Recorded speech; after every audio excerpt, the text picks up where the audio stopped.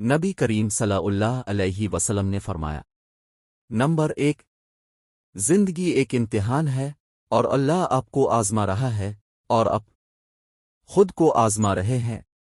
Number 2، دنیا مومن کے لیے قید خانہ اور کافر کے لیے جنت ہے۔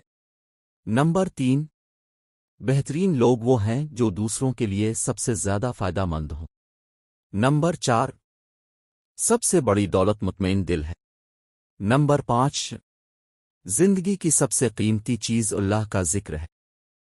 نمبر 6، صلہ رحمی کرنے والا وہ نہیں ہے جو صرف بدلہ چکائے، یعنی احسان کے بدلے احسان کر دے، بلکہ صلہ رحمی کرنے والا، رشتہ ناتا جوڑنے والا وہ ہے جو اپنے ٹوٹے ہوئے رشتہ کو جوڑے۔